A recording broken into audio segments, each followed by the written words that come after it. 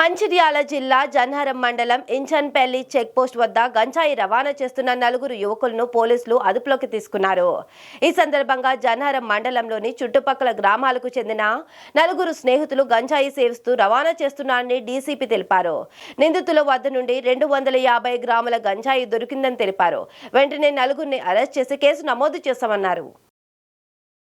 ఉదయం విశ్వసనీయ సమాచారం మేరకు Jannaram sub inspector of police Rajavardhan వారి యొక్క టీము నలుగురు యువకులు 2 బండ్లపైన వెళ్తూ గంజాయి మాదక ద్రవ్యాన్ని రవాణా చేస్తూ అమ్మడానికి వెళ్తున్నారనే సమాచారం మేరకు ఇందనపల్లి ఫారెస్ట్ చెక్ పోస్ట్ దగ్గర చెక్ చేయడం జరిగింది. ఆ 2 బండ్లపై వచ్చిన వాళ్ళు జునోజు రాజేష్, జన్నారం మండల పొన్కల్ విలేజ్ సయ్యద్ సమీర్, గాంధీనగర్ పొన్కల్ గ్రామం జన్నారం, ఆకుల బాలాజీ, రేండ్లగూడ మందపల్లి గ్రామం జన్నారం మండలం, ఎనగందుల వినయ్, పొనకల్లు గ్రామము జన్నారం మండలం. వీళ్ళు నలుగురు ఫ్రెండ్స్ గంజాయికి స్టార్టింగ్లో తాగడానికి అలవాటు పడి తర్వాత గంజాయిని తీసుకొచ్చి అమ్మడం వల్ల ఎక్కువ డబ్బులు వస్తాయన్న ఆశతోటి ఆసిఫాబాద్ జిల్లా కెరమేరి ప్రాంతానికి చెందిన ఒక వ్యక్తి దగ్గర గంజాయి తీసుకెళ్ళి కేజీ 250 గ్రాముల గంజాయి తీసుకురావడం జరిగింది.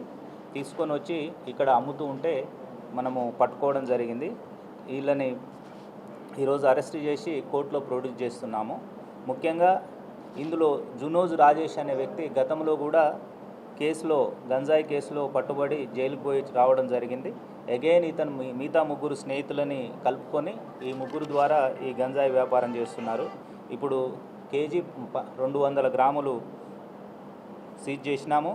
2 బైక్స్, 4 నిందితుల దగ్గర 4 సెల్ ఫోన్లు సీజ్ చేయడం జరిగింది. ముఖ్యంగా మంచిర్యాల